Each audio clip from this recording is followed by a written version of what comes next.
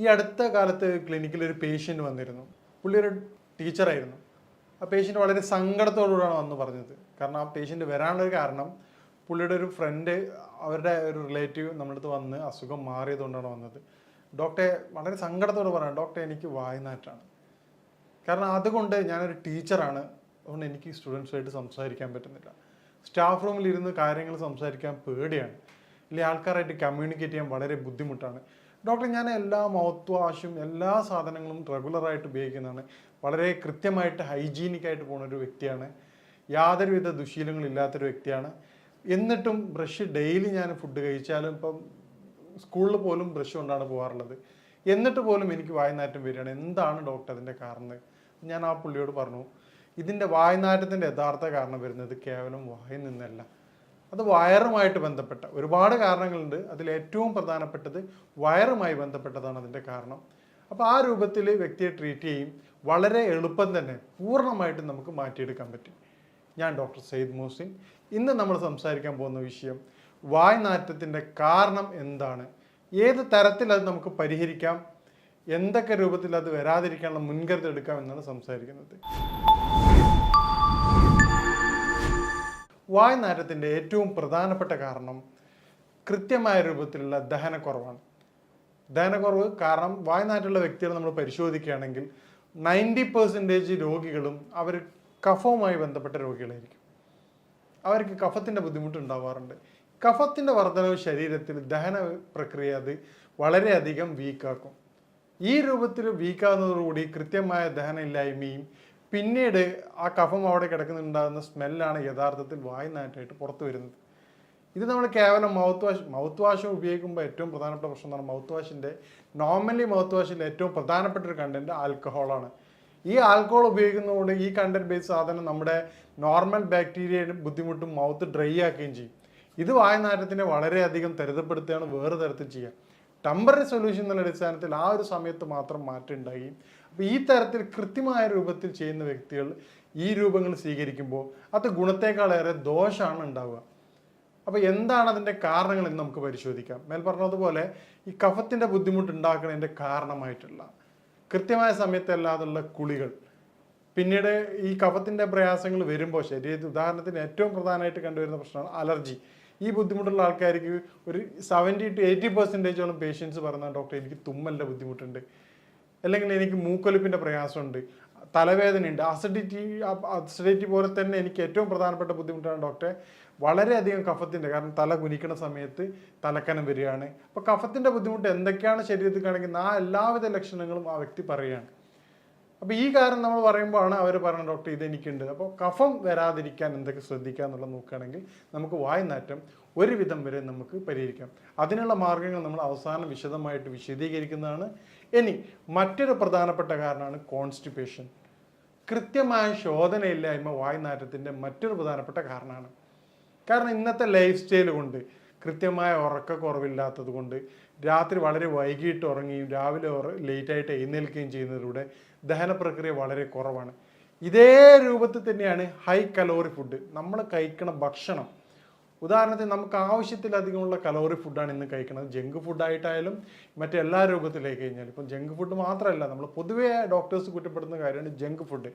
Junk food കുറ്റപ്പെടുത്തേണ്ട വേണം, യാതൊരു സംശയമില്ല. പക്ഷേ നമ്മൾ അറിയാതെ സൈഡിലൂടെ സംഭവിക്കുന്ന വേറൊരു കാര്യമുണ്ട്, അത് എണ്ണ പലഹാരങ്ങളാണ്. നമ്മൾ കഴിക്കുന്ന ഒരു സമൂസയൊക്കെ കഴിച്ചാൽ നോർമലി അതിൻ്റെ കലോറിക് വാല്യൂ എന്ന് പറഞ്ഞു കഴിഞ്ഞാൽ ഒരു 3 to 4 കിലോമീറ്റർ സഞ്ചരിക്കാനുള്ള എനർജി ഒരു സമൂസയിലൂടെ കിട്ടുന്നുണ്ട്. ഈ തരത്തിൽ നമ്മൾ ചായ കുടിക്കുന്ന സമയത്ത് 3-4 സമൂസ അല്ല 2-3 സമൂസ കഴിച്ച് ആ വ്യക്തി വരെ ബൈക്കിലാണ്, ആ തൊട്ടടുത്ത ഓഫീസ് പോയിട്ട് വീണ്ടും വെറുതെ ഇരിക്കുകയാണ്. പിന്നീട് കഴിക്കുന്ന ബർഗർ, അതുപോലെ ഓരോ ഫുഡ് കഴിക്കുന്നത് ഹൈ കലോറി ഫുഡാണ്. ഇത് നമ്മുടെ ബാലൻസിങ് ഇൻ ആൻഡ് ഔട്ടിൻ്റെ റേഷ്യോ യാതൊരുവിധ പൊരുത്തപ്പെടാത്ത രൂപത്തിലേക്ക് മാറുകയാണ്. ഇത് നമ്മുടെ ഫുഡ് സ്റ്റൈൽ മാറുന്നതോടുകൂടി കൃത്യമായ ഫിസിക്കൽ മൂവ്മെൻറ്റ്സ് ഇല്ലാത്ത അവസ്ഥ, നേരത്തെ പറഞ്ഞ പോലെ സഡൻഡറി ലൈഫ് സ്റ്റൈലിൻ്റെ കാരണമായിക്കൊണ്ട് വൈകി ഉറങ്ങി എഴുന്നേൽക്കുന്ന വ്യക്തി രാവിലെ കുളിച്ച് എഴുന്നേറ്റ് ഉടനെ ബൈക്കോ കാറോ എടുത്തിട്ട് ഓഫീസിലേക്ക് പോവാണ്. പിന്നീട് ഇതേപോലെയാണ് വൈകിട്ട് വരുന്നത്. കൃത്യമായ വ്യായാമത്തിന് സമയം അവർ കിട്ടാറില്ല. പിന്നെ ഓഫീസ് ഡോർ ടു ഡോറാണ്. ഫിസിക്കൽ മൂവ്മെൻറ്റ്സ് വളരെ കുറവാണ്. ഉദാഹരണത്തിന് പണ്ടൊക്കെ ട്രെയിനിൽ പോകുന്ന വ്യക്തികളാണെങ്കിൽ കുഴപ്പമില്ല, സ്റ്റേഷനിൽ നടക്കുന്ന ബുദ്ധിമുട്ടുണ്ടായിരുന്നു, നടക്കാനുള്ള ഒരു ടൈം പോലും നമുക്ക് ഫിസിക്കൽ ആക്ടിവിറ്റീസ് കിട്ടാറുണ്ട്. ഇന്ന് സ്റ്റേഷനിലായാലും എല്ലാം നമുക്ക് ബൈക്ക് അല്ലെങ്കിൽ ഡോർ ടു ഡോറാണ്, കാറോ ബൈക്കോ കാര്യങ്ങളാണ് 90% പീപ്പിൾസ് ഉപയോഗിക്കുന്നത്. ഇത്തരത്തിൽ ഫിസിക്കൽ മൂവ്മെൻറ്റ്സ് കുറയുമ്പോൾ ശരീരത്തിൽ കോൺസ്റ്റിപ്പേഷൻ വന്ന് കണ്ടുവരാറുണ്ട്. ഇത് വായുനാറ്റത്തിൻ്റെ പ്രധാനപ്പെട്ട ഒരു വില്ലനാണ്. അപ്പം നിങ്ങൾക്ക് ഈ കോൺസ്റ്റിപ്പേഷൻ കൊണ്ടാണ് വായുനാറ്റം വരുന്നത്. വായുനാറ്റമുള്ള വ്യക്തികൾ കോൺസ്റ്റിപ്പേഷൻ അടിയന്തരമായിട്ട് ക്ലിയർ ചെയ്യേണ്ടതാണ്. അപ്പോൾ കോൺസ്റ്റിപ്പേഷൻ ക്ലിയർ ചെയ്യേണ്ട കാര്യം നമ്മൾ അവസാനം വിശദമായിട്ട് സംസാരിക്കുന്നുണ്ട്. പിന്നീട് ഉണ്ടാവുന്ന ഏറ്റവും പ്രധാനപ്പെട്ട ഒരു കാര്യമാണ് DNS, ഡീവിയേറ്റഡ് നാസൽ സിസ്റ്റം. മൂക്ക് വളഞ്ഞിട്ടുള്ള പേഷ്യൻസിന് വായുനാറ്റം കണ്ടുവരാറുണ്ട്. തുടർച്ചയായിട്ടുള്ള സൈനസൈറ്റിസ്, നേരത്തെ പറഞ്ഞ കഫത്തിൻ്റെ ബുദ്ധിമുട്ടുണ്ടാവണം, സൈനസൈറ്റിസ് ഉള്ള ബുദ്ധിമുട്ടുള്ള സൈനസ് ഇൻഫ്ലമേഷൻ ഉള്ള പേഷ്യൻസിന് ഈ പറഞ്ഞ വായുനാറ്റം വളരെ കോമൺ ആയിട്ട് കണ്ടുവരാറുണ്ട്. ഈ പറയുന്ന കാരണങ്ങളുള്ള വ്യക്തികൾ അതാത് കാരണങ്ങൾ ക്ലിയർ ചെയ്യാത്തിടത്തോളം കാലം നിങ്ങളെ ഈ അസുഖം നമുക്ക് പൂർണ്ണമായിട്ടും മാറ്റിയെടുക്കാൻ പറ്റാറില്ല. അതുകൊണ്ടാണ് പറഞ്ഞത്, ആ വന്ന പേഷ്യൻസിൻ്റെ തൊട്ട് മുമ്പ് അവർ റെഫർ ചെയ്ത പേഷ്യൻസിൻ്റെ അസുഖം വയറിൻ്റെ ബുദ്ധിമുട്ടായിരുന്നു. പക്ഷേ ഈ പറഞ്ഞ ടീച്ചറുടെ ബുദ്ധിമുട്ട് എന്താണെന്ന് കഫത്തിൻ്റെ ബുദ്ധിമുട്ടായിരുന്നു.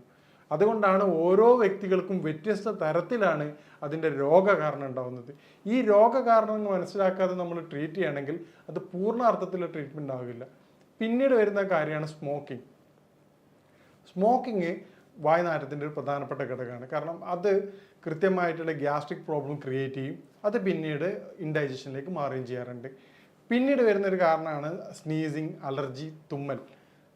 തുമ്മൽ നേരത്തെ പറഞ്ഞ പോലെ എന്തുകൊണ്ടാണെന്ന് വായുനാറ്റത്തെ കാരണം എന്ന് പറഞ്ഞാൽ തുമ്മലുള്ള വ്യക്തികൾക്ക് കഫം വർദ്ധിക്കുകയും പിന്നീട് അത് ബോഡിയിൽ ദഹന സംവിധാനം കുറയ്ക്കുകയാണ് ചെയ്യാറുള്ളത്. നേരത്തെ പറഞ്ഞാൽ പിന്നീടുള്ള കുറേ കാര്യങ്ങളാണ് നമ്മുടെ സഡൻഡറി ലൈഫ് സ്റ്റൈൽ മാറ്റുകയാണെങ്കിൽ നമുക്ക് വായുനാറ്റം ഒരു പരിധി വരെ തടയാവുന്നതാണ്. സഡൻഡറി ലൈഫ് സ്റ്റൈൽ ഏറ്റവും പ്രധാനമാണ്. ഫുഡും കൂടെ അതിൻ്റെ ഭാഗമാണ്. കാരണം നമ്മൾ ഹെവി ഫുഡ് കഴിക്കുകയും രാത്രി കാലങ്ങളിൽ നമുക്ക് ഈ പറഞ്ഞതുപോലെ സലാഡ് ഐറ്റംസ് കഴിച്ചിട്ടില്ലെങ്കിൽ അത് പിന്നീട് കോൺസ്റ്റിപ്പേഷൻ കാര്യങ്ങളും മാറാറുണ്ട്. അതും വായുനാറ്റത്തിൻ്റെ പ്രധാനപ്പെട്ട ഒരു കാരണമാണ്. ഇനി വായുനാറ്റം എന്താണെന്നും എന്താണ് അതിൻ്റെ പ്രതിവിധികളെന്നും നമുക്ക് പരിശോധിക്കാം. ഈ കോൺസ്റ്റിപ്പേഷൻ പോലെ തന്നെ കഴിഞ്ഞിട്ടുള്ള പിന്നീടുള്ള പ്രധാനപ്പെട്ട ഒരു അസുഖമാണ്, അത് പൊതുവെ സ്ത്രീകളിലാണ് കണ്ടുവരാറുള്ളത്, വെള്ളപ്പൊക്ക്, വൈറ്റ് ഡിസ്ചാർജ്. ഈ വൈറ്റ് ഡിസ്ചാർജ് ഉള്ള വ്യക്തികൾക്ക് പ്രധാനമായിട്ടും ശരീരത്തിന് ചൂട് കൂടുതലായിട്ട് അനുഭവപ്പെടാറുണ്ട്. ഈ ചൂട് അനുഭവപ്പെടുമ്പോൾ അത് ശരീരത്തിൻ്റെ ദഹന പ്രക്രിയ വളരെയധികം വീക്കാക്കാറുണ്ട്. ഇതാണ് ഇൻഡൈജഷനായിട്ട് മാറുകയും പിന്നീട് വായുനാറ്റം. ചില പേഷ്യൻസ് പറയാറുണ്ട്, ഡോക്ടറെ സങ്കടത്തോടുകൂടെ പറയാം, ഡോക്ടറെ എൻ്റെ മകളും പിന്നെ ഭർത്താവൊന്നും എന്നോട് ഈ പ്രശ്നം പറഞ്ഞിട്ടുണ്ടായിരുന്നില്ല, എൻ്റെ കൂടെ ജോലി ചെയ്യുന്നവരാണ് ഈ പ്രയാസം പറഞ്ഞത്. അപ്പോൾ എനിക്ക് പറയാനുള്ളത്, നിങ്ങളെ വീട്ടിലുള്ള ആൾക്കാർ പറഞ്ഞ് സപ്പോർട്ട് ചെയ്യേണ്ടതാണ്. കാരണം പുറത്തുനിന്നുള്ളൊരു വ്യക്തിയെ പറഞ്ഞ് അറിയിക്കുമ്പോൾ അവർക്ക് വളരെയധികം പ്രയാസം ഉണ്ടാവാറുണ്ട്. മേൽപ്പറഞ്ഞ കാരണങ്ങൾ നമ്മൾ പരിശോധിക്കുകയാണെങ്കിൽ നമുക്ക് വായുനാറ്റം എന്നുള്ള കാര്യം നമുക്ക് പൂർണ്ണമായിട്ടും മാറ്റിയെടുക്കാവുന്നതാണ്. ഇനി എങ്ങനെ നമുക്ക് വായുനാറ്റങ്ങൾ നേരിടാം എന്നുള്ളതാണ്. വായുനാറ്റത്തിൻ്റെ ഏറ്റവും പ്രതിവിധിയായിട്ട് പറഞ്ഞത് കാരണങ്ങൾ അറിഞ്ഞു. ഉദാഹരണത്തിന് ഇപ്പം വ്യത്യസ്തമായ രൂപത്തിലാണ് അതിൻ്റെ എഫക്റ്റ് ചെയ്യണത്. നേരത്തെ പറഞ്ഞ ഏറ്റവും പ്രധാനമായിട്ട് കാരണം കഫത്തിൻ്റെ ബുദ്ധിമുട്ടാണ്.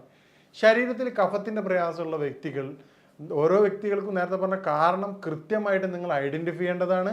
എന്നാൽ മാത്രമേ ഇത് നമുക്ക് പൂർണ്ണമായിട്ട് പരിഹാരം ലഭിക്കുകയുള്ളൂ. അപ്പോൾ കഫത്തിൻ്റെ ബുദ്ധിമുട്ടുള്ള പേഷ്യൻ്റ് ആണെങ്കിൽ അവർ കൃത്യമായിട്ട് ചെയ്യേണ്ടത് രാവിലെ വെറും വയറ്റിൽ 1/2 ടീസ്പൂൺ തേനിനകത്ത് ഒരു 1 ഗ്രാം ചുക്ക് നിർബന്ധമായിട്ട് കഴിക്കേണ്ടതാണ്. അതുപോലെ തന്നെ പിന്നെ നമ്മുടെ കുളിയുടെ സമയം കൃത്യമായിട്ട് പരിശോധിക്കേണ്ടതാണ്. 11 മണിക്ക് ശേഷം തല കുളിക്കാതിരിക്കാൻ പ്രത്യേകം ശ്രദ്ധിക്കണം. ഈ 2 കാര്യങ്ങൾ ചെയ്യുന്നതിലൂടെ കഫത്തിൻ്റെ ബുദ്ധിമുട്ടുള്ള വ്യക്തികളുടെ പ്രയാസങ്ങൾ നമുക്ക് ഒരു പരിധി വരെ തടയാൻ സഹായിക്കാറുണ്ട്. ഇതുപോലെ തന്നെ അവർ ഉപയോഗിക്കുന്ന വെളിച്ചെണ്ണ, ഏത് ഹെയർ ഓയിൽ ഉപയോഗിക്കുകയാണെങ്കിലും അതിൽ 1-2 വെളിച്ചെണ്ണയിൽ 1-2 കുരുമുളക് കൂടി ഇട്ടതിന് ശേഷം ഉപയോഗിക്കുകയാണെങ്കിൽ അത് കഫത്തിൻ്റെ ഇറക്കം വളരെ ഫലപ്രദമായിട്ട് തടയാൻ സഹായിക്കുന്നതായിട്ട് കണ്ടുവരാറുണ്ട്. പിന്നീട് നമ്മൾ കോൺസ്റ്റിപ്പേഷനുള്ള പേഷ്യൻസിനാണെങ്കിൽ രാത്രി നിർബന്ധമായിട്ടും നിങ്ങൾ സലാഡ് ഉപയോഗിക്കേണ്ടതാണ്. അതുപോലെ തന്നെ നിങ്ങൾ സലാഡിൻ്റെ ഒപ്പം തന്നെ കക്കിരി, പപ്പായ എന്നീ ഫ്രൂട്ട്സുകൾ ഉപയോഗിക്കുക. ഒരു വ്യക്തിക്ക് എന്ത് ഭക്ഷണം കഴിച്ചാലാണോ ദഹനത്തിന് സഹായിക്കുന്നത് ആ ഭക്ഷണ സാധനങ്ങൾ നിർബന്ധമായി ഉൾപ്പെടുത്തേണ്ടതാണ്. എല്ലാ വ്യക്തികളും നിർബന്ധമായിട്ടും 1/2 മണിക്കൂറെങ്കിലും ഫിസിക്കൽ മൂവ്മെൻറ്റ്സ് നിർബന്ധമായിട്ട് ചെയ്യേണ്ടതാണ്. കാരണം ഫിസിക്കൽ മൂവ്മെൻറ്റ് ശരീരത്തിൻ്റെ വളരെയധികം അത്യാവശ്യമായിട്ടുള്ള ഘടകമാണ്. ഇന്നത്തെ എല്ലാ ലൈഫ് സ്റ്റൈൽ ഡിസോർഡേഴ്സിൻ്റെയും അടിസ്ഥാന കാരണം ഫിസിക്കൽ മൂവ്മെൻറ്റ്സിൻ്റെ കുറവാണ്. പിന്നീട് നമുക്ക് ചെയ്യാൻ പറ്റുന്ന കാര്യമാണ് നേരത്തെ പറഞ്ഞ പോലെ വൈറ്റ് ഡിസ്ചാർജ് ഉള്ള സ്ത്രീകളിൽ, വയറിന് ബുദ്ധിമുട്ടുള്ള സ്ത്രീകളിൽ നമുക്ക് ചെയ്യാൻ പറ്റുന്ന കാര്യമാണ് തേൻ നെല്ലിക്ക. വയറിൽ ചൂട് കുറച്ച് തണുപ്പാക്കി മരുന്ന്, തൈര് ധാരാളം ഉപയോഗിക്കാവുന്നതാണ്. അതുപോലെ തന്നെ ജീരകത്തിൻ്റെ വെള്ളം, ഉച്ചയ്ക്ക് ഭക്ഷണം കൊണ്ടുപോകുന്നൊപ്പം തന്നെ ജീരകത്തിൻ്റെ വെള്ളം കൊണ്ടുപോവുകയാണെങ്കിൽ അത് ഡൈജഷൻ വളരെ സുഗമമാക്കുകയും അത് വായ്നാറ്റത്തെ കുറച്ചും കണ്ടുവരാറുണ്ട്. ഇതുപോലെ നമുക്ക് സിമ്പിളായിട്ട് നാച്ചുറൽ മൗത്ത് വാഷായിട്ട് ഉപയോഗിക്കാൻ പറ്റുന്ന സാധനമാണ് പിന്നെ ഇലാച്ചി. ഏലക്കായ 1-2 എടുത്തിട്ട് പ്രത്യേകം ശ്രദ്ധിക്കുക, പെപ്റ്റിസൈഡ് ഉപയോഗിച്ചതാണ് മാർക്കറ്റിൽ അവൈലബിൾ. അതുകൊണ്ട് അതിൻ്റെ പുറം ഭാഗം ഒഴിവാക്കിക്കൊണ്ട് കുരുക്കൾ മാത്രം ചവച്ചെടുക്കുന്നത് വളരെയധികം ഫലപ്രദമായിട്ട് കണ്ടുവരാറുണ്ട്.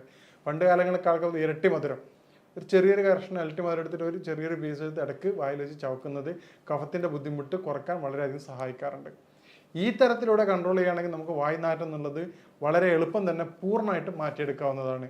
ഇനി വായ്നാറ്റം നേരത്തെ പറഞ്ഞതുപോലെ നമ്മുടെ പേഷ്യൻസിന് മാറുന്നതിൻ്റെ കാരണം അവരുടെ യഥാർത്ഥ കാരണം കണ്ടെത്തുന്നതിലൂടെയാണ്. മേൽപ്പറഞ്ഞ കാരണങ്ങളിലൂടെ നമുക്ക് വായ്നാറ്റത്തിൻ്റെ കാരണം മനസ്സിലാക്കിക്കൊണ്ടാണ് നമ്മുടെ ക്ലിനിക്കുകളിൽ രോഗികളെ പരിശോധിച്ച് കൃത്യമായ ചികിത്സ കൊടുക്കുന്നത്. ഇതിലൂടെയാണ് നമുക്ക് പൂർണ്ണമായിട്ട് അത് മാറ്റം കൊടുക്കാമെന്ന്. അപ്പം നിങ്ങൾക്കും നിങ്ങളുടെ കാരണം കണ്ടെത്തിക്കൊണ്ട് പൂർണ്ണമായിട്ടും അതിൻ്റെ പരിഹാരം നേടുകയാണെങ്കിൽ നിങ്ങൾക്കും വായ്നാറ്റം പൂർണ്ണമായിട്ട് മാറ്റാവുന്നതാണ്. ഞാൻ പറഞ്ഞതുപോലെ എന്താണ് നിങ്ങളുടെ വായ്നാറ്റത്തിൻ്റെ കാരണം എന്നുള്ളത് നിങ്ങൾ കൃത്യമായിട്ട് മനസ്സിലാക്കുക. ഈ രൂപത്തിൽ മനസ്സിലാക്കിയിട്ട് അതിൻ്റെ പ്രതിവിധി തേടുകയാണെങ്കിൽ നിങ്ങളുടെ വായ്നാറ്റം നിങ്ങൾക്ക് പൂർണ്ണമായിട്ടും മാറ്റാവുന്നതാണ്. ഇനി ഇതുമായിട്ട് ബന്ധപ്പെട്ട സംശയങ്ങളും കാര്യങ്ങളും നിങ്ങൾക്ക് ബന്ധപ്പെടാവുന്നതാണ്. ഇനി മറ്റൊരു വിഷയമായിട്ട് കാണാം. നന്ദി.